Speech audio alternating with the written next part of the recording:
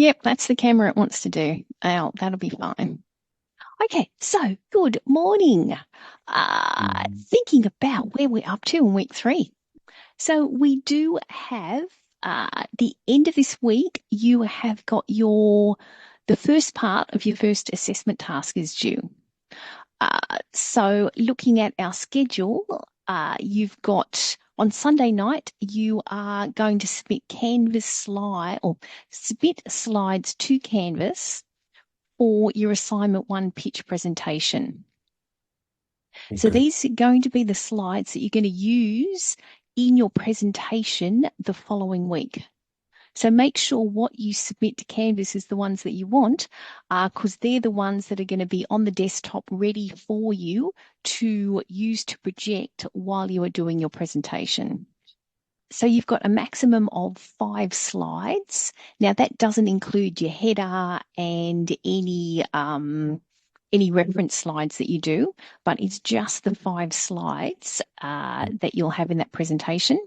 So what I'll do so everyone who's in the course, or everyone at Callahan, and then separately everyone at Sydney who's in the course needs to do the presentation during class time, during your lab class during week 4. So Okay. what we'll do is I will generate a list of a I'll randomize the names in the course for who goes in what order because people always go, I want to go first, I want to go last. It's like I just can't do it. So I'll do a randomized list of the order that everyone presents in. I expect that you will be there for the entire lab class. You won't just come do your presentation and leave. You need to sit and see everyone's presentations. Mhm. So I will have the slides. So you will upload your slides to Canvas. I will download them, have them ready on that desktop computer that's at the front of that lab class. So that when it's your turn to present, you'll just come up, you'll have the folder that you submitted, everything will be unzipped ready for you.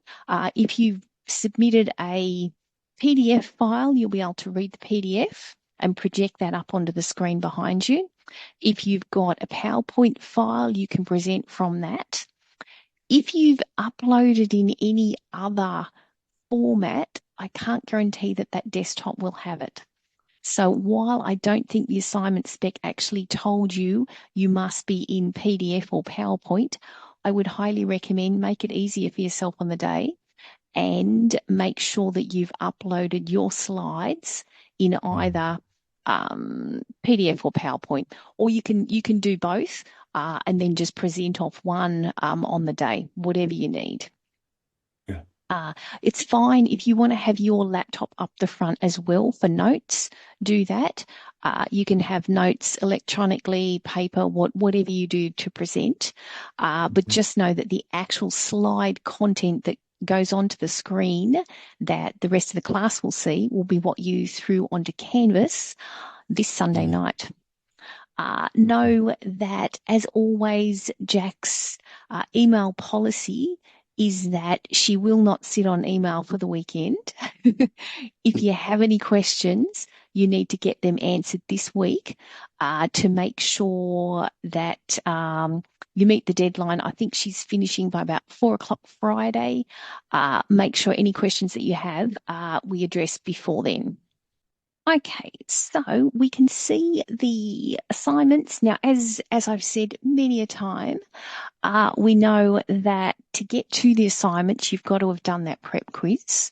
I haven't actually checked how many people have done it, but I assume most of you who've been paying attention have done that Mhm. prep quiz.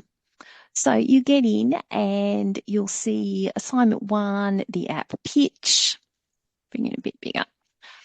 So know that it's worth just 10%, but it is really good, this assignment, because it is giving you the foundation of the project that you're going to be doing. So you pitch the ideas to us, it gives you experience at doing a presentation, which is something that you need to do in the as you're in the workforce. There's going to be times when you need to present.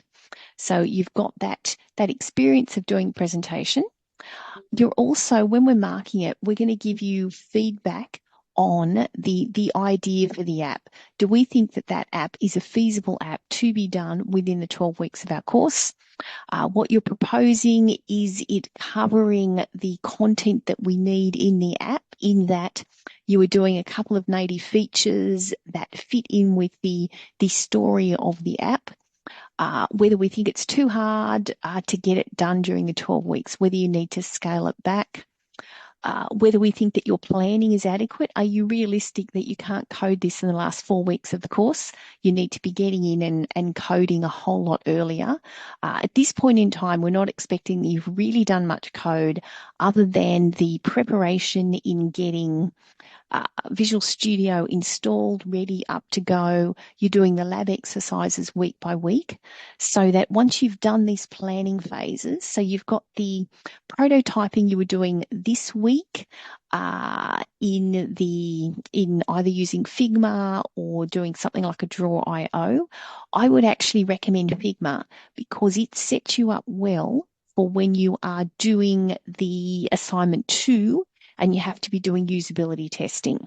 So, looking at the assignment spec, the idea that you've got 2 deliverables. It's both the slides online to Canvas by Sunday, as well as doing your presentation in class the following week. The presentation is between 2 and 3 minutes. And we will get really strict with that. I'll have some sort of a buzzer or a bell or something that we really have to cut you off at the 3-minute mark, just to make sure that we can see everyone's presentation during that lab class time. Maximum of 5 slides. If you need an extension, it really has to go through adverse circumstances. It's not worth just emailing Jack because that won't work. So the assignment is all about preparing a pitch outlining what your mobile app is going to be doing. So it's a draft for the whole project that you do for this course. It has to align with the technologies of the course. Now, I think the idea when you went through and did that, the preparation quiz for being able to see the assignments, it was confirming your understanding of the technologies of the course. Know that you have to do this assignment using Visual Studio 2026. It can't be any other software product that would produce a mobile app for this course. So make sure in when you're doing your presentation that you're covering all of these things. Having a look at it, I could see how you would get 5 slides within this area. You're going to have to be smart about it, but yeah, you can certainly get all of this information into 5 slides, I think. Oh, I would like an idea. Yeah, yeah, Um, Maybe like app name and app description in one slide. yes, yeah, Uh, yep, Market research in one slide. yep, Wireframe in one slide. yes. And then, mm, Yeah, okay. So yeah, it is tricky.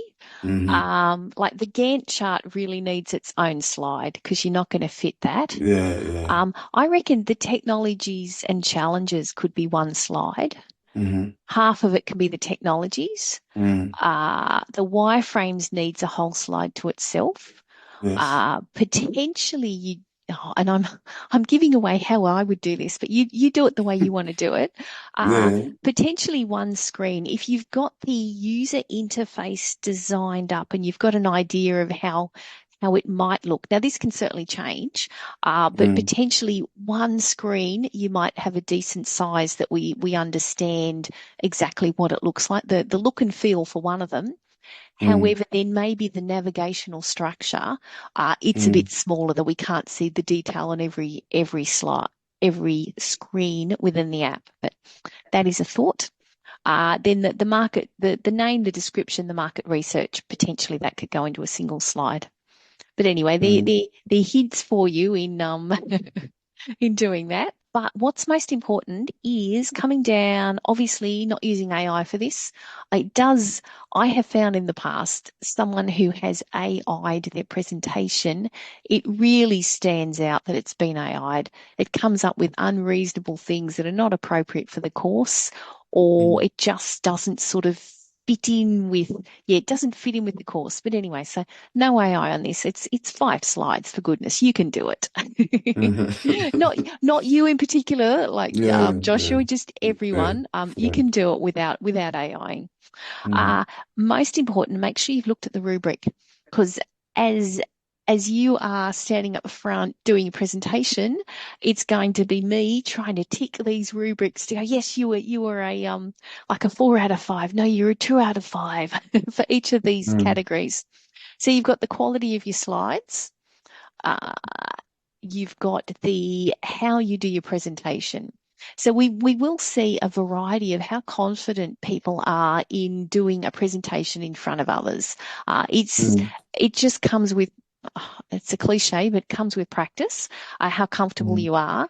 But but it can become easier if you are practicing over and over so that you're not stumbling over content.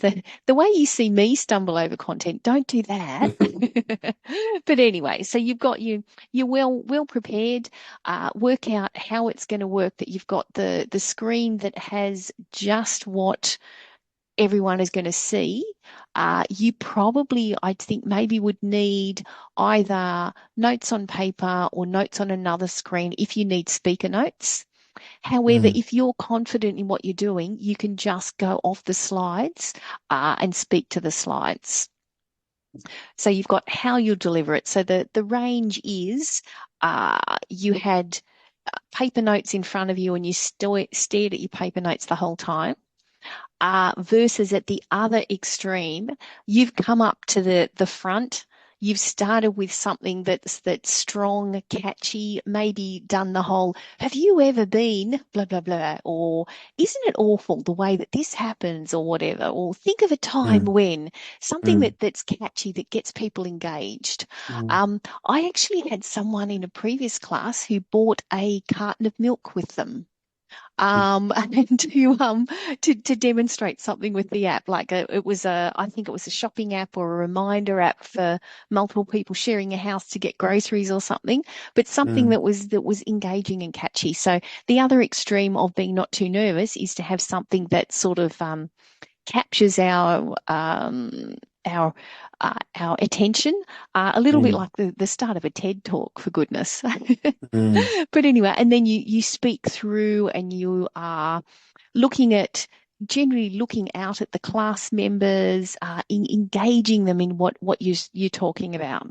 Obviously, you can't go over that 3 minute mark because we will stop you. And I'll work out closer to time. I might be ringing the bell at 2.5 minutes or something to just know that, yeah, you should be towards the end of the slides. You should be winding up. mm, I'm also going to be so bold this year in to get some assistance with this timing. mm, In the past, it's been a little difficult because I need to mark this in class as well mm, as managing who's going to be the next one presenting, as well as the timing and ringing the bell at 2.5 minutes and all of that. I'm going to get helpers in the class with the timing, mm, and helpers within the class potentially going through the run sheet of, okay, thank you, such and such. Now we're going to hear from such and such. mm, mm. So I may get that.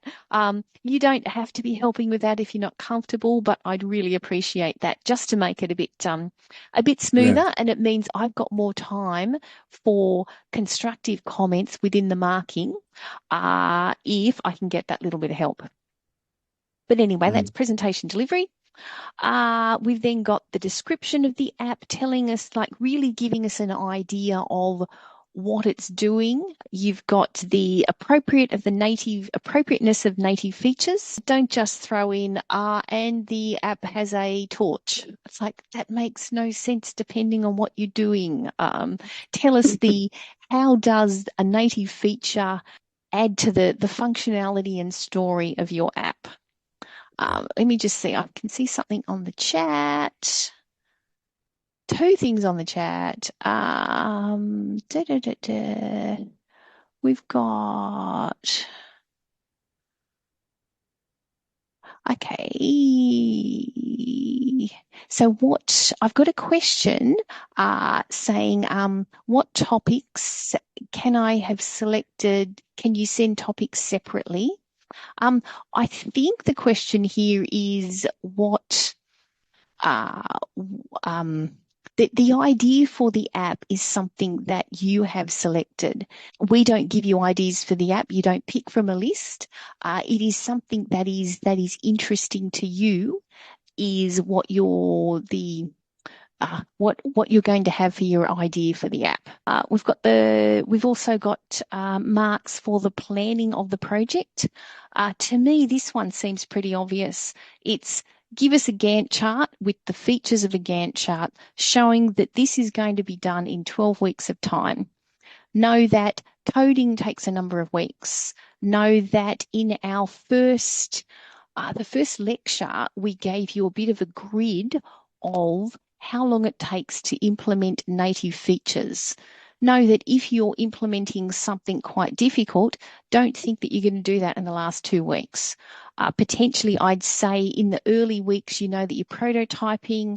You also know you're getting up to speed on the skills of using Visual Studio.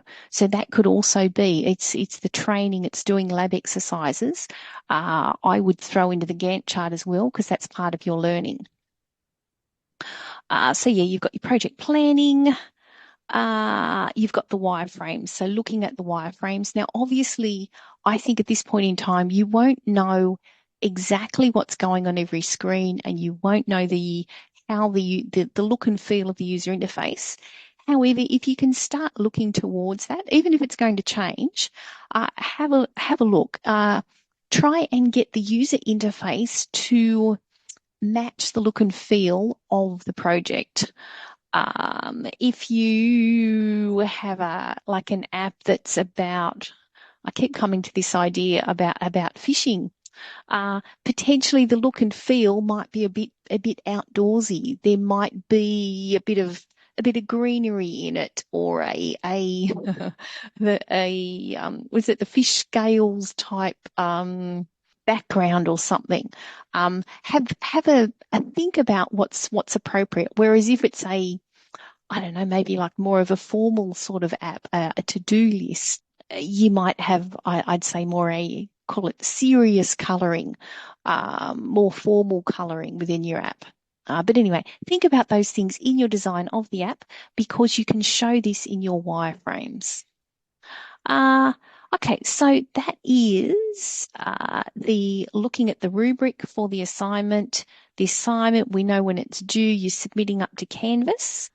Okay, so what are we? 10:30? Well, I might move on to looking at lecture slides for now, and we will get the next bit of the lecture underway. Okay, so thinking about this week, we're looking at ways that we can get input into our apps and thinking about the navigation within our apps. So we've already covered a bit of housekeeping. We looked at the fact that your slides are due to Canvas the end of this week, and you've got your presentation next week during the lab classes. Okay, thinking about where we are up to. So this is our timeline. We're now moved into week 3. By the end of this week, consider that you'll actually be a quarter of the way through the class. So make sure in the work that you're doing that you are feeling like you're making an effort. Know that you've got your Visual Studio installed, set up, or you're up to speed using the virtual machine. And so that you are, making progress in the course. You've started doing all of those prototypes for understanding that the wireframing that we covered in last week's lab, understanding what we are doing, what you're planning for your app idea and the screens that you're going to have within your app. So thinking about what we are discussing today, we're going to discuss what are called gestures, so a way that you are interacting with your app. We're going to discuss inputs and controls and then have a think about navigation within apps. Okay, so gestures. So we're thinking about how we interact with our mobile apps, and that's commonly through, obviously, from touching the screen. Other platforms, you'll have keyboards, mouses, who knows what. But for most of the time, when we're interacting with a mobile device, we are interacting with the screen. There's other interactions, certainly, using some of the mobile features. So the idea we might be taking photos, images to get into an app. We might be using GPS. We might be using movement of the app. But for the moment, we're looking at the interactions that we do through the screen of the app. Basic interaction is just going to be touching on something on the screen. So we need to think about, given that mobile devices have a smaller screen than other platforms, you need to ensure that you are having enough space between items on your screen and the items aren't so small that people can actually use their fingers to touch on the app in the areas that you need to for your app. So we're looking at gestures. It's the way that we touch the screen.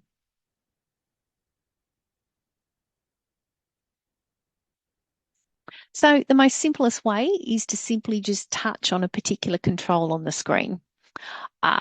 It's going to be it will let us take an action on that control.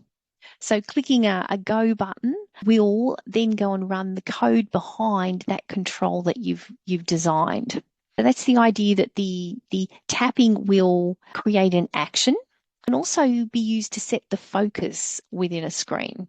So where you're interacting with the interface. So here we see in this screen up here, we've got we've got the login, we've also got the sign up. So clicking on login is going to give us access to this information here, whereas the sign up, it might jump us across to another page or change the information that we're seeing, or effectively changes the information we're seeing on this screen that you might go through a sign up process. So also think about when we are using gestures on a screen, think about how someone might be using the device. A lot of the time, we're just using devices one-handed. If it's on the go, you're going to need really simple interactions. The more the more you see the app as call it an on-the-go type app, the easier the interface needs to be. If you've got an app that's to do with using your phone while you're riding a bicycle, I think that you're going to need to have quite big, easily accessible buttons. Displays are going to be quite big because you're not sitting with it like nice close to your face. Think about how the app is going to be used to influence how you are designing your user interface. So the easiest one is just a tap on the screen. The next gesture to think about is a tap and hold. So thinking about you tap the screen, you tap it, and I'm stating the obvious here. So it's the tap, but you keep holding the tap down for a bit longer. It might be, if you think about it, similar to functionality to say on a mouse where you perhaps right click. You might be using this functionality to bring up an extended menu. So we can see on the screen that we've got here, the idea tapping and holding on the icon then brought up an extra menu behind that icon. But in using a tap and hold functionality, you do need to think about accessibility considerations. So you need, for anyone using the app, they have to have the ability to hold the button for long enough to register a tap and hold. However, also consider what if someone had less dexterity, what they were trying to do was a tap, however, they were slower and you've detected it as a tap and hold. So you just need to think about your user base, whether a tap and hold is going to be appropriate. You've got the ability to code up multiple taps. So thinking about tapping twice or perhaps 3 times. It's a bit like the double click on a mouse. You might have one action for a single tap and then other actions for multiple taps. Now we get into the concept of swiping. So it's detecting a touch along the screen. So with a swipe, you get the direction as well as the length of the swipe as data when you're coding this. Different directions and different lengths of swiping can mean different things within your application. So swiping is a good way to save screen space as this action is basically hidden until you need it. It's not like you're defining an extra button. It's what's on the screen, you're making further use of it. But it also means the user needs to know that the swipe is possible. So you need some way to indicate this on the screen if you're including this within your app. There's also, in the area of swipes, we've got the concept of a flick. So this is like a swipe, but it's faster, and the speed changes how the app behaves. So the interface, so it's got both the movement, but it's also got a concept of momentum. So the interface might keep moving after you finish the flick. It's often a way to scroll through things on the screen. Sometimes with games, think about Fruit Ninja? The idea of flicking on the screen is doing more than just a direct swipe. The issue is, though, with a flick, it's not as precise as a basic swipe. So it might be good for navigation, but not so good for quite detailed actions. We've got a concept of a drag. So this is moving an item on the screen. So it's got a very clear beginning and end point. So, but while you are moving it is potentially not as important. It's where it begins and where it ends is the important thing, but not the path that it took to get there. We've got a concept of a pinch. So this is where you've got two touch points on the screen and you are increasing or decreasing the distance between them. So it's commonly used to zoom in or out of an app. But also think about accessibility of this. Are most of your users or all of your users, do they have the dexterity to do this if this is something that is essential to do within the app? We've got a rotate gesture. So similar to the pinch, however, you are rotating 2 points. So instead of changing the size, you're changing the orientation. So the midpoint between the 2 points becomes the center of that rotation. You often see this in interfaces like maps or photos. You're going to use a combination of both the pinch, which is the distance, as well as the rotate, which is the orientation. You can also have custom shapes.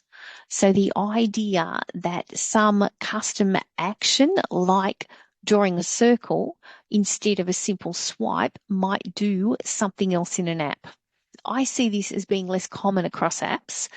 So you'll need to ensure that the user is actually aware of this functionality within your app. Okay, so moving on to the next section of the lecture, we're looking at inputs and controls. So we're continuing to look at the way that users interact with an app. The input is the concept of sending data into the app, and the control is telling the app to do something. So by inputting data or using a control, users are going to be able to communicate with the app. So we'll go through each of these. So within the user interface, we've got actions. So these are controls that are going to trigger a behavior.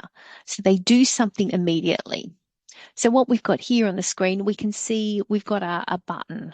So you would have seen the definition of a button, I think it was the week 1 lab, when you were defining that really simple app that you click on the button and it counted how many times you'd clicked. So you were triggering that behavior immediately. You clicked, something happened within the app. Buttons very customizable in terms of the way that they're looking. You can add text onto them, whatever you need. We can also have icons. So an icon is the small image like you see the hamburger icon all over apps. It's a way that we recognize that as a way that we can possibly display a little menu or an icon. We click on an icon that starts an app. We've also got links. So you click on a link, it goes to something else. So all of these are very common things that you see in apps. They are actions that will trigger something to happen immediately. Whereas you may have text fields within your app. So this is where the user will enter some data, but you can see it's different to say a button. Whereas when you're entering text, that's not going to, or all of the time, that won't necessarily trigger something to happen immediately on the screen. It's more that you'll enter the data and potentially when the data is entered, you might then choose an action. So click a button to submit or go to the next or whatever you're doing. So we do have options, different options for entering text data. You've got just a single line, very simple entry. You can have multi-line entry. So you might have an editor as part of multi-line entry, where it gives you extra features. You might be able to scroll through the text that you've put in. You can include line breaks, maybe format the text. But do know something like this editor one will take up more space on your screen. So you need to ensure that there is actually room for it, knowing that when you go into this, there's also a keyboard that's popping up. We've also got in the area of text, so we've got output of text. We've got a label. So a label is just showing you output. We can have Boolean indicators. So this is a concept that you would have seen when you're doing your programming classes. So it's a way of representing two states. Basically, the states are true and false. You often interpret that as a yes or no or an off and on. So we've got various ways to represent this in our mobile applications.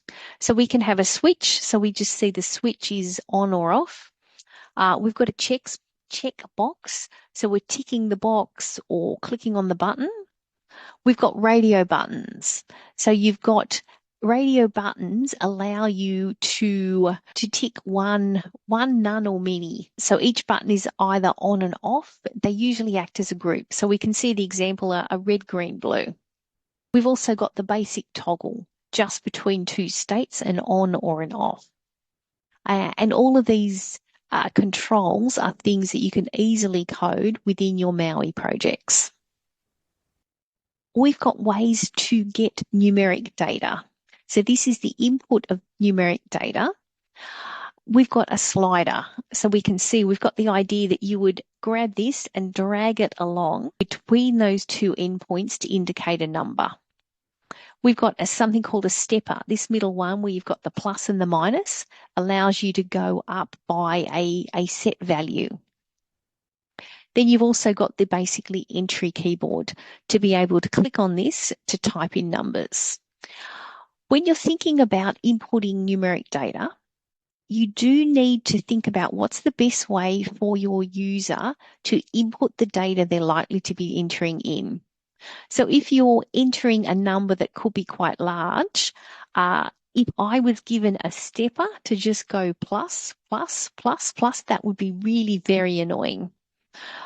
Maybe a keyboard, say if you're entering a number that's more than 4 or 5, a keyboard might be better, that you actually just type in the number. If you're thinking about the slider, if your input is between two numbers, then a slider might be a good way to do things. However, no, the slider, it's harder to be more accurate with it. So you've just got to make sure that you are matching the control to the user's action. If you're not matching it, then your app is going to become frustrating. And as we know, there's many apps available. If people don't like your app, they'll find another one that's easier to enter information. We also have progress indicators. So we've got ways to indicate the progress that the app is making. So there's times when you do things that need to happen basically in the background of the app, they won't be immediate. So we need a way to indicate to the user, yes, something is happening. We just haven't quite got there yet. So we've got a spinner is the first one, and you've got the different types of spinners that you're used to seeing in different interfaces. So this one is not linked to an exact time. It's more of almost a time filler. So the user knows that something has happened, or hopefully something is happening. The app hasn't locked up, but the exact time that it's going to finish really isn't clear. They don't get an idea of how far they've progressed.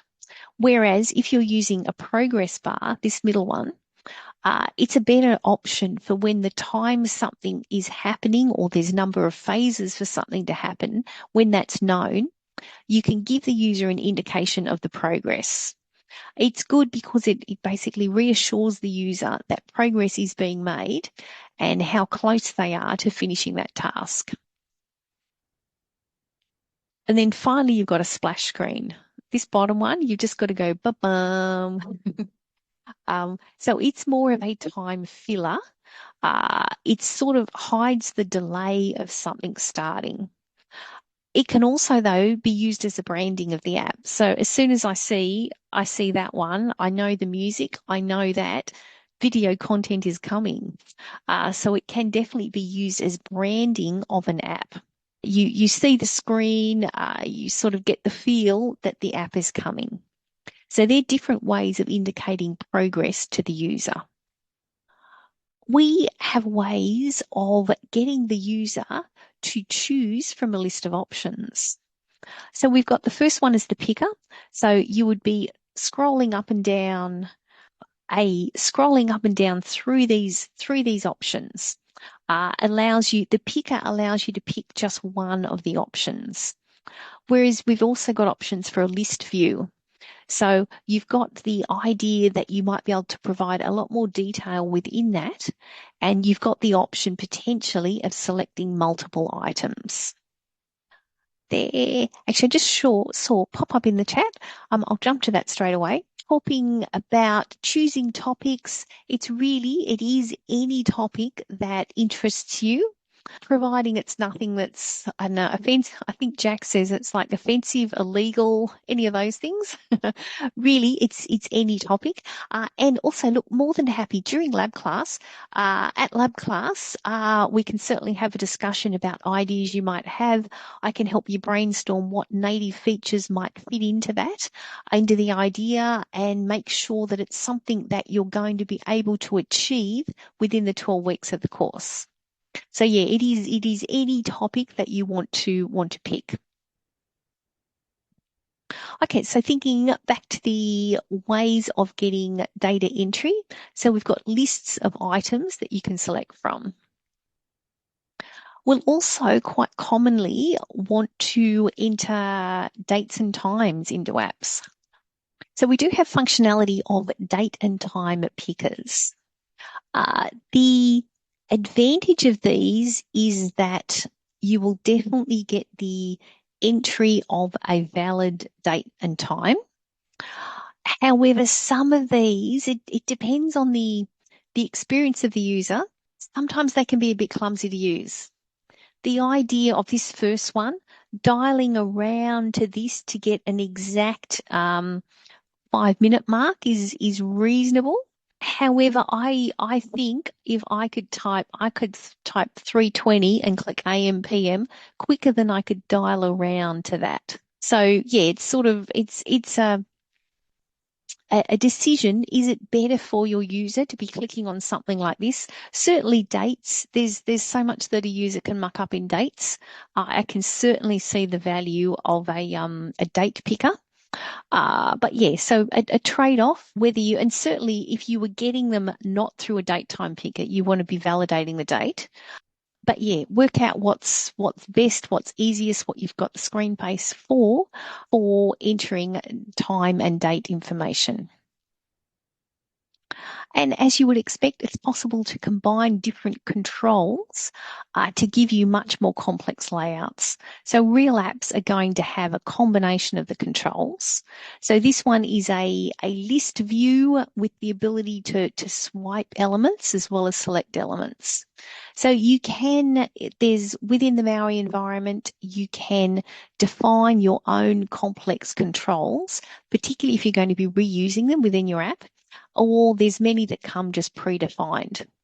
So, but what's most important is that you're matching this control to how the user is going to use the app, making it the most usable, the most intuitive to use that you can with your design. Okay, now thinking about, we've discussed how users might interact with the screen. We're now going to think about how users may navigate between screens, helping the user get to where they need to be and to do it easily. And then the general organization of how you might have a hierarchy of screens within an app. So the most basic way of navigation would be to just use buttons. Use a button or a link. It's very customizable with how you might get the buttons to look, even how the links would look. Just the most basic way to navigate between screens. We've also got the concept of hardware buttons. So this is, it's a standard interface that you'll always see on each of the devices. You've got a standard layout based on the device type, what it's going to look like. So you've got the Android typical layout at the top. Actually, not typical layout, it is the layout. It's not customizable at all. It will always be there on each of the devices. You've also got the Apple layout down the bottom, or the iOS layout down the bottom. So these can't be removed. They've got specific functions. But given that, it means that users will know exactly how they will work because they work consistently across all apps because they can't be changed, they can't be removed. You can have what's called a nav bar. So it allows you to navigate with the text showing where you are within the navigation. So it's providing just basic navigation within the app. It might contain extra controls, like the hamburger. I'm not sure if I mentioned that before. Yeah, we have seen that. The hamburger. So it's this three horizontal lines because they kind of look like a hamburger. That can be used. It's the concept is that is how we display a menu. It gives us the ability to return to the next highest level when we have this sort of a layout in a nav bar. We've also got the concept of tabs. You may have seen this in apps. So it lets the user switch between sections within the app. Sometimes it's shown at the top, sometimes it's shown at the bottom. But know that when you are doing this, there are a limited amount of space for tabs because you've got to fit either the probably the icon and or the text of what the tab is about, and you need to fit that across the screen. So it's good when there's a limited number that you want to flip between. But if there's too many, then this tab option is not going to work. So you've also got this concept of a flyout or a hamburger. So hamburger, as I said, it's like the three bars. The three bars up the top lets you get a menu to appear. And that menu will move over the top of the screen. It means that when you are not displaying the menu, you've got full use of the rest of the screen. When you do want to use the menu, you click on the hamburger and then it obscures the screen just while you're using the menus. Yeah, it's a good way to pop up a screen that you don't need to be there all of the time for navigation. So we have a number of navigation guidelines for you. So we're going to talk through each of these guidelines. So I think there's 9 in total. We've got, 9 in total. So we're going to jump through, discuss each of these. Now, there is a link at the bottom of the screen to show where these have come from. It is actually quite an interesting read. It's probably 10, 15 minutes reading to get through all of them, but it does give you a better context, a better explanation than you're going to see just on these slides alone. And just thinking about relating this back to your project for the course. So a lot of the designs that we see here are quite complex. We are not expecting that your app will have this level of complexity. We imagine that you will have potentially less sub-menus than some of these that we're going to see. Uh, not as many needed menu options in the app that you are designing, because these apps that we're looking at are professional apps. The apps that you are designing, we know that it's almost bordering on more closer to a prototype. It's not going to be anywhere near as complex as these apps. So don't feel overwhelmed when you see these, but just appreciate the interesting design ideas that you see in these apps. Okay, so and I'd recommend go and have a look at that link after too. Okay, so first navigational guideline. The concept is that when users are trying to navigate, don't let the navigation become too confusing with too many options. So this app that we're seeing, it's showing you that it's got a menu structure, but there's several ways to bring up the menus. You've got the idea that you might be using what's called a billboard structure that we will discuss. You've got the option that you could navigate using the big buttons to where you need. You've also got up the top, you've got the navigation bar. You've got the hamburger to bring up more options. When you use that, you're then getting different options with different indicators on the screen for what it means that you're dropping down, you've got extra options. So just make sure. So potentially for a more competent user of this app, this is great because you've got so much functionality. But just know that if someone was using this app for the first time, how are they going to cope with this much information? And so as always, it's a trade-off between how much information, how much functionality you give, or keeping it simple, so it's usable for all of your user base. So the concept of this one is potentially you would want to make your navigation quite simple and obvious, and make it very consistent between all of your screens. On here, we're talking about not using too many actions. So don't combine too many actions into a single navigation option. So with this, I think what they're telling us is the idea that you've got some of these options will be purely navigational. Some of them will actually be taking actions. So make sure that the user can tell what is a click, submit and go versus I'm just jumping down to another menu that I can do what I need. Yeah. So better to have potentially, depending on your user base, it may be better to have just simple menus with quite a logical sequence to them rather than crowding too much into an interface.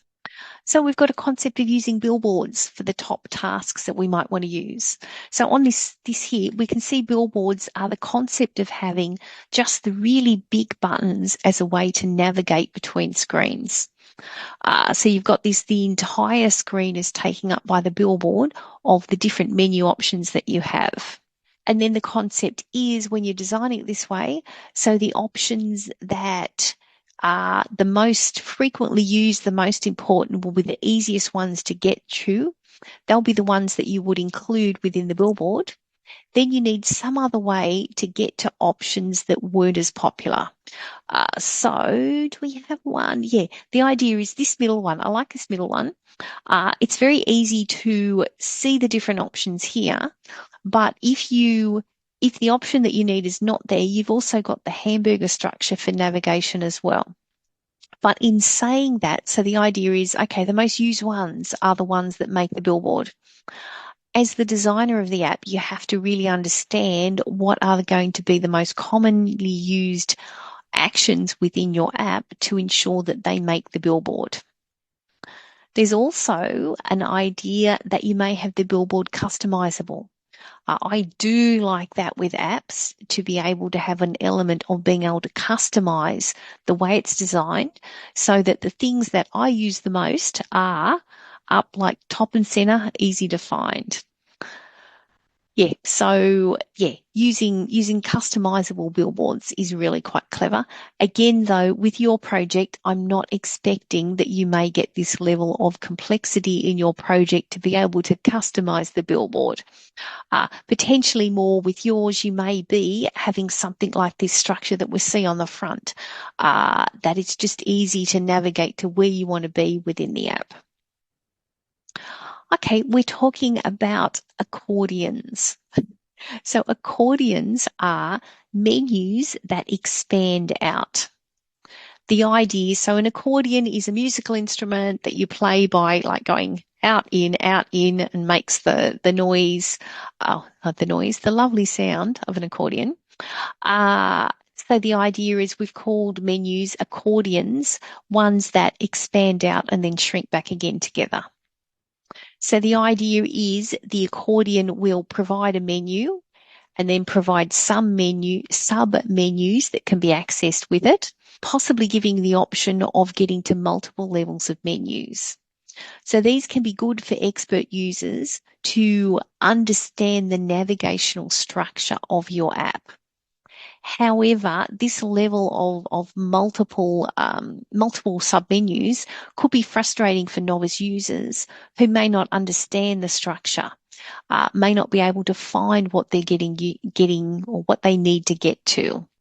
So the interface really does need to make it very obvious about where the navigation is going to.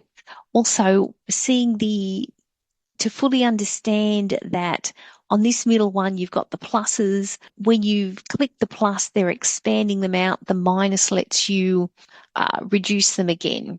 So potentially using a bit of color in there, which we did see. The white is the expanded out menu here within this.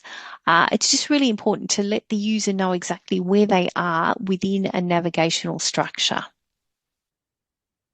There's a concept of slide in menus. So this is where the menu might slide across as you navigate to it. However, the performance of these can be a whole lot worse. And you're only really displaying down a single path of navigation. You do need to provide a way of giving a back button of being able to step back up through the navigation, which is where you've got the concept of a navigation stack. So this concept is it's showing every menu item that you've jumped down to along the way to where you're getting to your submenu. It allows you to jump backwards to the previous menu choices along the way. There's a concept of curtains. So curtains are a design where the menu options are appearing overlaid on the right-hand half of the screen. So this idea, we went down into a menu option here. Once we got into it, we're then getting options within that submenu. So it's allowing the screen to split vertically, and it allows for extra options to be shown when it does that. It is a very clever use of the space.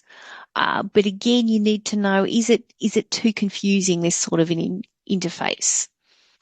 It's good because it makes good use of space, but you need to ensure that the text, the space for the text is wide enough as you are splitting the screen. You really can't go down too many levels within this because you'll just run out of screen space horizontally. So as I was saying, the curtain was good for just a couple of levels of navigation where you can split the screen half and half, but going to further levels is a bit more tricky. When you are designing your navigation structure, you need to think about how many levels does your user really need? And also know that your user doesn't want to have to read documentation to understand how to navigate within your app.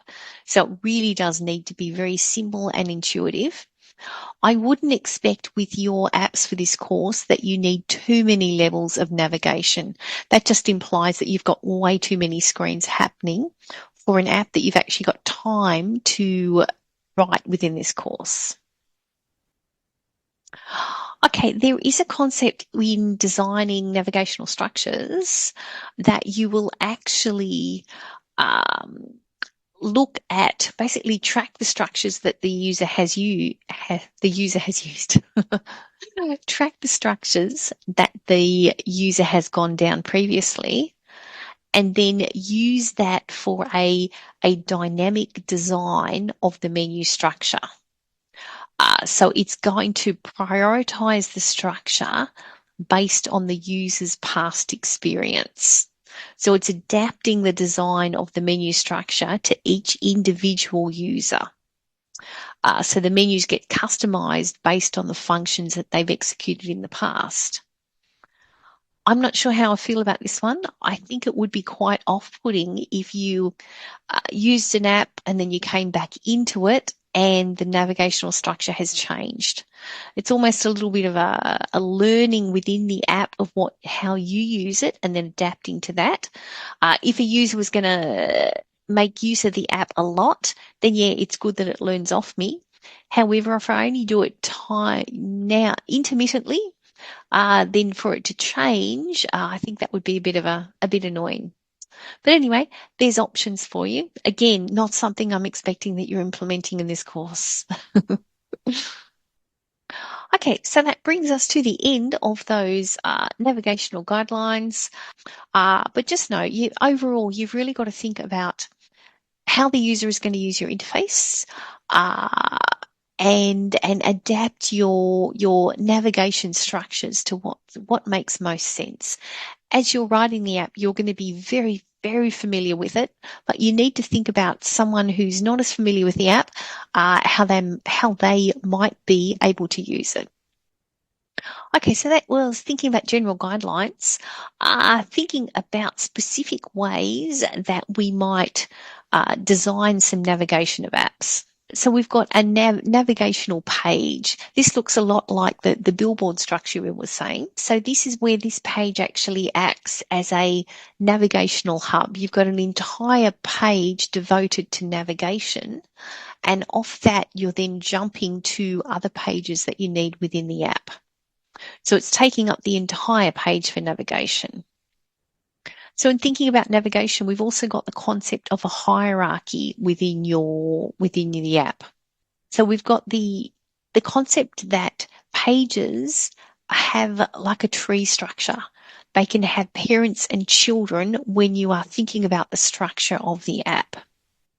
So here's an example of an app with a hierarchy. So it's similar to the app that we design in the course, the Fetch app that's our example app. This was actually an app for a previous delivery of the course. So in this app, you had a home screen that would then have two submenus. Then you've got the next one that you would have been able to switch between them. A modal screen that we'll discuss in a moment that popped up off that the character screen. You then had the option to come down into the other side of the menu. So yeah, just know that this is like showing you that there's a tree-like structure, or there is most commonly a tree-like structure in your navigation within apps. But you do need to consider how deep or flat a navigation makes sense within your app. So there's a trade-off between having quite a deep structure with lots of levels, or a simpler, flatter approach where most pages are accessed off the single main page. So the idea is you are accessing just off home and channels and about will get you to all of the other pages within the app. So it's about balancing what is going to be least confusing for the user, particularly users in their earlier interactions with the app. You don't want to confuse them. However, you also may want to try and accommodate for more competent users, those that are familiar with the app. They want an easy and fast way to navigate around their app. So there's trade-offs, always trade-offs. So we've got a concept of a navigational stack. So this is the idea of when you move through screens, you add that screen onto the stack. so that as you go through screen, call it screen A and then B and then C, when you go the back button of C, you know that you're going back to B. The back button of B, you're going back to A. So there's this hierarchy of navigation around a stack type of concept. We've also got a slightly different concept in terms of a modal. So we saw that, and I think we've got a decent example of that. Was it there? Yeah, this idea here. So thinking about heading back to this one, the idea we've got you can see like a leaf type structure between this top one going down to these others. But there's a bit of a modal structure off to this top one. So think about potentially like within a login structure, you've got the getting logged in and going into all of the screens within the app. However, if you need to jump off and say register, it's kind of like jumping off to the side, doing something, and then coming back again. So that concept of the go off, come back again, sort of almost in a loop of a structure, is called a modal type interaction. All of these concepts that we've been talking about are things that are very, very possible to code within our Maui environment. As you move forward and you have lab exercises to do when we get more into the Visual Studio coding, we will be giving you examples of projects that do a lot of these type of navigation. You can see on the modules page when you look at the examples of the projects that you were doing. Actually, let me jump in. Yeah, so in looking at the screens that we've designed for this Fetch app, you've got the concept of it really is quite a tree structure. We have a tree structure. We've got the concept of perhaps some modal interaction where you jump off to another screen and get back to them. Not as easy to see the actual tree structure here, but very much so. So as we move forwards in the course and we're giving you sample code to be doing this, we're giving you sample code for using this sort of interaction. Okay, so finishing off lecture for today.